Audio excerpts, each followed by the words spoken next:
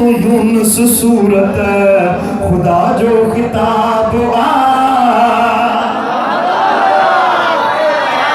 सूरत यूनुस न तू अजाब पढ़, तू अंबिया पढ़, तू नमल पढ़, तू असरा पढ़, तू कहफ पढ़, जेका सूरत खोली दे मदीने वाले साईं जो शान बुला दे तो मदीने वाले जे उम्मत जे वलियन जो शान बुला दे।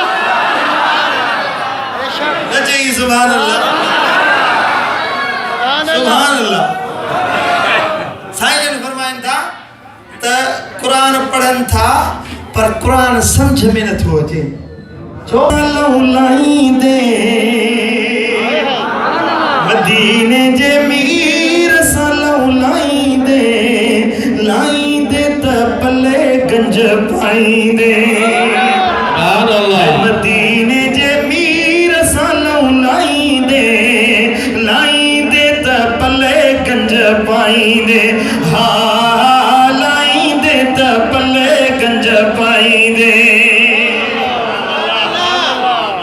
मिठा मदीने वाले साईं जा गुलाम बणजी वञो, लजपाल नबी जी मोहब्बत रखण वारा बणजी वञो, सोने हबीब सां दिल लाइण वारा बणजी वञो। दुनिया जूं यारियूं कूड़ियूं हिन, दुनिया जूं मोहब्बतूं अजायूं आहिनि।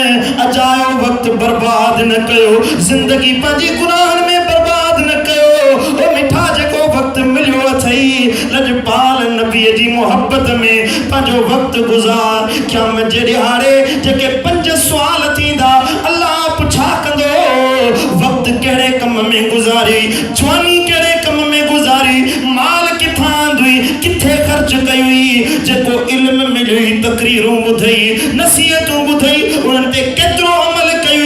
इहे 5 सुवाल थींदा। मिठा पोइ पंहिंजो वक्त अजायो न विञायो, पंहिंजो इल्म अजायो न विञायो, दौलत अजाई न विञायो। जेको वक्त मिलियो आहे पंहिंजे महबूब मुस्तफ़ा सां मोहब्बत रखंदे गुज़ारियो, नबीअ जी ॾिनल राह ते अमल कयो त हे जहान बि वाह वाह त हो जहान बि छोटकारो।